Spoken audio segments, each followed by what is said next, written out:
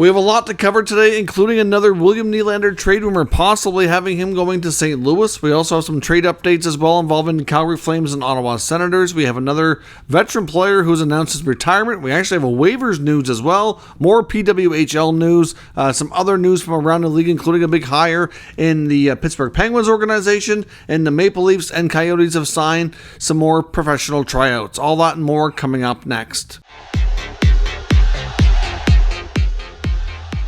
So welcome back to another video here at Top Shelf Hockey. As I mentioned, we actually have a lot of NHL and some PWHL news to talk about here today, and then some trade rumors as well. First up, I want to get into the news we got from Michael Del Zotto announcing his retirement via his Instagram account just a few hours ago. Michael Del Zotto, of course, was a pretty high draft pick for a first-round pick in 2008, 20th overall to the New York Rangers. Played 736 games, 262 points, including getting his name on the Stanley Cup with the St. Louis Blues back in 2019. So certainly, had a pretty decent career. Was always a pretty decent puck-moving, offensively gifted defenseman. Obviously, when he was first drafted, based on the the kind of potential he showed in junior and everything. A lot of people thought he might have had a little bit more illustrious career, but he still made the best of it and had, like I said, did well with everything.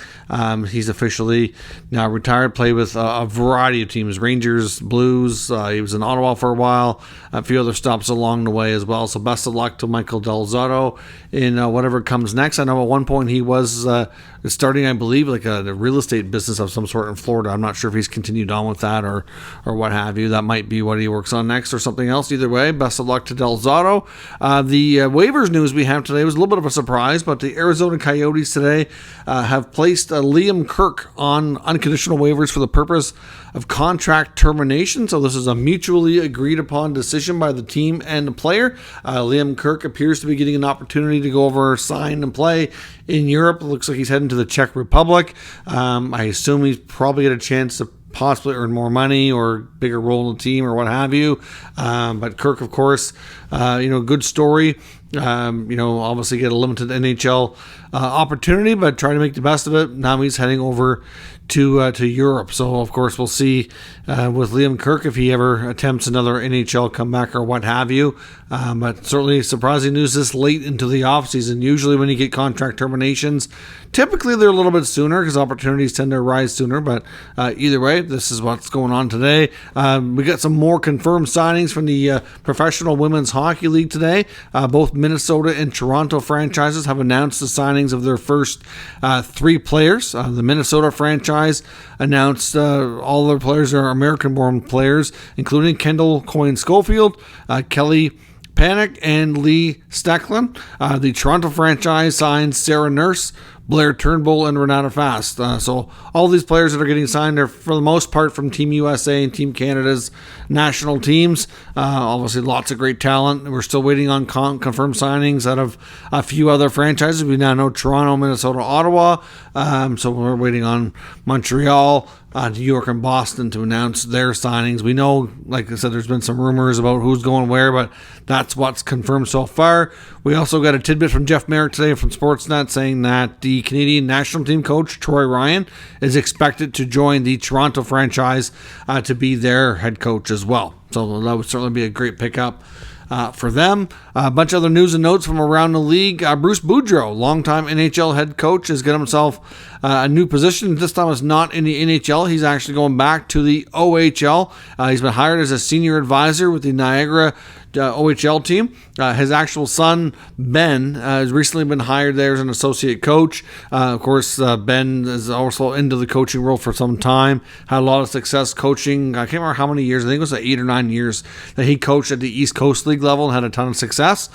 So this is obviously probably viewed upon for himself as kind of taking a step forward with his coaching career, and Bruce will join them as a senior advisor, kind of get some closer to home. So good situation there. We'll see if Bruce ever makes another NHL attempt to come back or not, or what have you. Longtime Sharks GM Doug Wilson, who had to step away from that role due to health issues, as we had heard back, I want to say a few months ago now at least, that his health was in good order again, and that he was looking to make an NHL comeback and find another role. Well, he's done that. He's been hired by the Pittsburgh Penguins. Kyle Dubas is going to have him on board as a senior advisor. So that's a good, very well experienced person for Dubas to bounce ideas off of and get advice from. Obviously, just traded for Erik Karlsson. We know Doug Wilson was the architect to bring him to San Jose, so certainly a familiar face there. Wilson's been around the game a long time player, great defenseman, and was a long time Sharks GM, so he's got a ton of experience. He'll be a great asset there, I think, for Kyle Dubas to, like I said, to get ideas and to kind of get advice from time to time. We have a couple more PTOs announced today. The Toronto Maple Leafs have announced they've signed Noah Gregor, formerly of the San Jose Sharks, to a PTO. Gregor was a restricted free agent who was not qualified, becoming a UFA. At this point, he remains unsigned. Gregor, actually, I thought he had a pretty good season last year. Put up 10 goals with the Sharks and in limited minutes. I don't know. To me, I think he's got potential. I don't know that he's ever going to be a real high-end player, but to me, Gregor, I think, is a bottom six guy who can give you a little bit of offense. I think he can play in the league, so we'll see. Toronto has a number of players like Gregor that are, and some with more experience, that are competing for those final bottom six roles. Obviously, if Gregor is signed, he's probably looking at a league minimum two-way contract at most, so that way, if need be, he can be fully buried in the American Hockey League and be an experienced call-up option. I'm not sure he'll be more than that with the Leafs, considering they do have a pretty deep roster, but he'll certainly give it his best shot to get a contract with the Leafs organization. Like I said before, though, when you go to training camp on a PTO, it doesn't always work out that you get signed with that team. Sometimes, especially if you get into enough preseason games, other teams notice, and sometimes will give you an opportunity. And I've even seen some players change what training camp they're going. They can leave one camp and go to another partway through if there's a word that they're going to have a better chance for a contract. So we'll see. Best of luck to Gregor in Toronto. And the Coyotes are bringing in Ryan Dzingel. Obviously, he's bounced around, including a stop there before. He's going to Coyotes camp also on a PTO. Some more news out of Arizona. Of course, we know that their entire coaching staff has all been extended here, with all that news kind of trickling out for head coach Andre Tourigny and all of his assistants basically over the last week. And now they've announced an extension for GM Bill Armstrong. Armstrong still had this season on his contract, and then there was a team option for next year already on the books. So the team's already picked up that option and then extended them 3 additional years. So counting the upcoming season, Bill Armstrong now under contract as the general manager of the Coyotes for 5 seasons. So that's certainly a big window. He's already been there a few years. Tack on 5 more. You would certainly hope that by the time this contract is nearing the end of it, when they would, either consider an extension or what have you again, that the team's in a new arena by then, hopefully has things figured out, and that they're, much further along nearing the end of this rebuild and getting in a spot where they can compete, for playoffs and whatnot. We'll see. But Armstrong has done a good job of stripping things down and collecting a lot of young players in draft capital, which is obviously added more talent as well.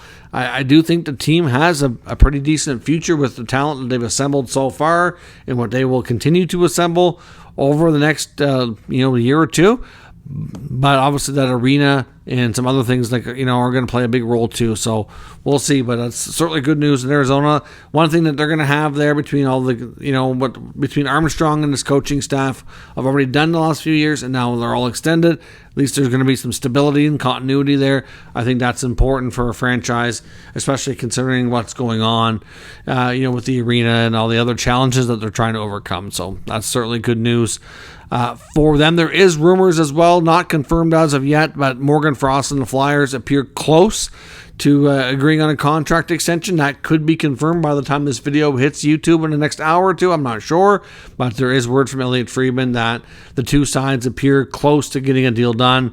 Probably looking at a 2-year deal, somewhere in that $2 million per season mark, which if that's the case, if it works out to be that, then he will be a RFA with arbitration rights upon expiry and be 1 year away from being a UFA. So it'll be an opportunity for him to kind of continue to bet on himself, see if he can make more progress before hopefully getting an even more lucrative longer-term contract. Now, as I mentioned, we have some other rumors around the league. Some of this is around contracts, trades, and what have you. Some of these couple notes come from Elliotte Friedman, making an NHL Network appearance here recently. Of course, had a new podcast out in the last day or so as well. But first of all, I'm talking about the Calgary Flames and Elias Lindholm. Elliotte Friedman's last report, which he was talking about on this NHL Network appearance, was saying that originally, earlier this offseason, he thought to get Lindholm re-signed in Calgary, that it was going to take them probably offering the Bo Horvat contract to him. Of course, Horvat, after getting traded from the Canucks to the Islanders, signed an 8-year extension at $8.5 million per year. Some think it's a good contract, some think it's a little bit much. You know, Horvat was having an exceptional season last year, and from an offensive standpoint was above his normal standard. So I guess we'll see how that ages. But at the end of the day, Lindholm's probably looking at that contract and saying, I think I'm just as good, if not better, defensively, and I've got more consistency to my offensive game. So he is reportedly looking for more than that. So Friedman originally thought, like I said a few months back, that might be the contract that it takes to get it done. Now he's saying that that's not looking like the case, and that based on what Lindholm's asking for, it sounds like it's going to have to be more than that, likely around that $9 million mark. It sounds like the Flames are still hoping to get him under 9. Maybe they'll go 8.75, 8.65, something along those lines. I'm not sure the exact offer, but I know there was reports back in July that they did have a long-term deal on the table, and it was believed to be somewhere in that 8.5 range, like between 8 and 8.5. I don't know the exact number, of course. We probably never will, but that's what the rumor was that there was somewheres in that range. But they're gonna. So if that's the case, if it's gonna take at least 9 to get it done or thereabouts, they may be close to $1 million per season apart on a long-term deal. So we'll see. I mean, as a Flames fan, if you're watching this video as well, I'd like you to let me know, what do you think about, giving Lindholm that kind of contract? Is that too much? Are you comfortable if they sign him to that? Or do you think this is ultimately going to end up in a trade? As we've talked about before, there'll be no shortage of interest for a player like Lindholm as well. So we'll have to monitor that situation and see what happens and see where we go from there. Matvei Michkov, the Flyers' top prospect from the 23 NHL draft, as we talked about, has been getting some headlines because he's been a healthy scratch for his KHL club's first couple games of the season. He finally got in the lineup in their next game, and he only played about 4 minutes on the third line. So that's still, again, like they put him in there, but I don't know. To me, it seems like they're still kind of continuing to play games here. I mean, at the end of the day, he's still only 18. Is it going to really hurt his development and completely stunt his growth? I don't think so. I just would like to see him be on a team that he's able to get a big role on. He's obviously a really talented player, and if he's not ready for that level, then he should be playing at a different level where he can be a dominant player and be a top guy. That's my take, but we'll see where that goes. I also wanted to mention as well, before we get into the further trade rumors and stuff around the league, that we did start our season previews on the channel here today, so certainly if you haven't had a chance to check it out or whatever, I'm going by division. I wanted to kind of mix up the order of the teams. I didn't want to go alphabetical, so I'm going by division. We're starting with the Atlantic Division, and I started with the Buffalo Sabres, just randomly. So check that out if you haven't already, and there'll be a new team preview coming every day for the next little while here until we get them all done. So that'll take us close to the beginning of the season. I had started another prospect series back earlier in August, which I had to pause. I just didn't really have the dedicated time to put into it, but that'll probably be coming back as we get closer to the beginning of the season. But I want to put my focus now on season previews, and then of course will always be most likely going to be at least 2 videos a day.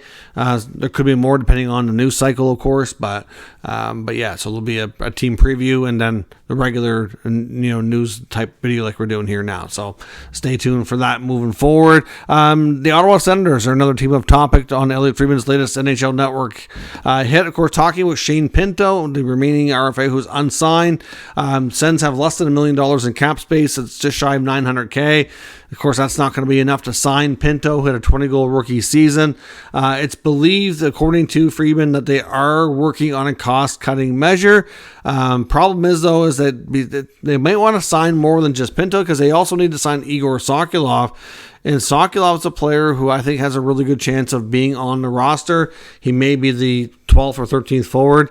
I know a lot of people mistakenly say how many forwards are under contract with the Sens right now. If you look at Cap Friendly, it shows 10 signed forwards. The problem is they still show Josh Norris under injured reserve, which we know he's expected to be in the opening night lineup. He's done enough interviews talking about his rehab and where everything is that at this point he should be ready to start the season.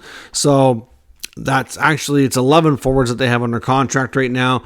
So there's really, if they can get, Pinto and Sokolov signed, then clearly that'll be enough. That'll be 13 forwards. But still, the belief is probably Matthew Joseph is the most likely one to go, because to get Pinto signed, according to Elliot Friedman, which, and I agree with his analysis, is probably going to take somewhere around $2.5 million on a 1 or 2 year deal to get him done. And they only have, like I said, just shy of $900K, and then they have to sign Sokolov as well, which is going to probably be, I'm thinking he's probably going to, he probably won't be able to get $1 million, but I'm thinking he might get league minimum. Maybe he's pushing more for a one-way deal. That deal to me makes less sense why it's being held up. I wonder if they're kind of kicking themselves on that Travis Hamonic extension. That's probably one I wouldn't have done, at least not at the level that they did, and it's kind of making things tight. But obviously the Tarasenko $5 million contract, again, a good pickup, but it's making things more complicated. So Friedman does expect a trade out of Ottawa soon to try to make some space. And general consensus that I see around still seems to think Matthew Joseph is that guy. So we'll have to wait and see on that. An update on the Boston Bruins. Not to say that this won't be revisited, and which is why I'm bringing it up, because maybe it will be, but we do have confirmation from a Bruins reporter, Ty Anderson, talking about the fact that his sources are saying that the Bruins actually did have considerable interest in goaltender Linus Ullmark this offseason. We know there was a lot of rumors flying around that the Bruins may consider trading one of their goalies. They have one of the top goaltending tandems in the league. Also had a very limited amount of cap space, trying to bring in some quality players as they had to move on from guys like Patrice Bergeron and David Krejci, who were obviously retiring. They lost Bertuzzi, who they picked up at the deadline. Lost Orlov, Hathaway. There was a big exodus out of Boston, and it would have been obviously nice if they could have brought in some more players to try to, keep up a strong level of play here. So there was rumored that, a guy like Ullmark making in that $5 million range would be a prime candidate. They could hand over the reins full time to Jeremy Swayman. And there was conversations. There was legit interest. The reports here say that the offer that the Bruins got at least one offer that was a legit fair market value offer. It wasn't just, teams kicking tires. That things reached a point where they had an offer and it was like a legit good offer. So we don't know if the Bruins just weren't ready to pull the trigger, or was it a case of Ullmark being able to block the deal, because he does have a modified known trade where he can block a fair bit of teams. I think it's around 15 teams or something like that. So obviously we don't know the full extent of that. You gotta wonder who that could have been. Was it the LA Kings? Was it Buffalo, New Jersey? Was it maybe Ottawa before they signed Korpisalo? You got to wonder, right? We don't really know any more than that, but certainly interesting to note that there was some heavy conversations around the goalie, and makes you wonder if there's a possibility that depending on how this year goes, if they do have some, a big setback, which some people think are going to happen, if they will then consider moving him and going with the cheaper, less experienced Swayman on a full-time basis instead of sharing the role. We'll see. And there's also another William Nylander trade rumor getting a lot of play here around the internet as well, talking about the possibility of Nylander going to the St. Louis Blues. And of course, I wouldn't shock me to find out Doug Armstrong and the Blues had interest. We've seen a lot of trades between these two teams over the years. At this point, we know that the Leafs and Nylander appear to be nowhere near an extension, and it's still possible that things do lead to a potential exodus out of Toronto for Willie, depending on how things go. The rumored trade that I see being pondered about here on social media and around the internet that seems to say that Nylander would go to the Blues for some combination of Jake Neighbors, a 2024 first round pick, and defenseman Colton Parayko. Now, Parayko comes with a big contract and, of course, a big body, but I don't know. I mean, that contract to me is not the greatest. I mean, Parayko to the Leafs has been something that's been rumored for a long time. I don't know that Parayko would waive his no trade because, I mean, that's the problem with the Blues blue line is that they've got way too much protection and they can't seem to break that blue line up, even though that's been a major issue for them and something that Doug Armstrong really wants to do. I've seen some speculation Parayko would maybe consider it to go to like Edmonton, maybe Calgary because he's from Alberta, but otherwise, if he probably doesn't really care to play in a Canadian market and he'll probably prefer to stay in St. Louis. Obviously he's quite happy there. So I don't know that it would go through because of that anyway. Clearly, Nylander would have to agree to an extension. Jake Neighbors in a first would be great to get some, young talent and a future, good player as well in the hands of an organization of the Leafs. But again, like I've said before, I honestly don't think if I'm Brad Tree living in the Leafs, I don't think I make that trade. Obviously, Nylander is going to be a big topic of discussion until something happens. Either he signs or he's moved or what have you. And there's going to be tons of teams that are interested, there's no doubt. But this to me doesn't solve. I mean, I can understand getting a top defenseman in return, should that ever happen. I just don't know that Parayko's your guy. And, at the same time, Neighbors in a first, yeah, that's decent, but there could probably be better offers out there, to be completely honest. And I just don't know that that's the best thing for Toronto. The other thing I'd be concerned about, if you're moving William Nylander, is like how are you going to replace what he brings offensively? Your offense is what you need, you rely upon. Clearly getting better defensively is not a bad idea, and it's going to be challenging to get better defensively without subtracting offensively. It's kind of, sacrifice one for the other. It's really hard to bring in another talented offensive player and a defensive player. That's going to be really challenging to do. But at the same time, I'm not convinced that deal makes them better. But I've seen the Nylander to St. Louis thing getting a lot of attention. I've seen some other teams, of course, that we've talked about before, where the offers, at least the speculation on the web around what the offer could be, seems to be better than that. So at this point, like I said, I don't think the Leafs are real close to trading Nylander. I think we're going to get into the season and see how things go. I think they'd obviously prefer to sign him, and they obviously are going to give that some time.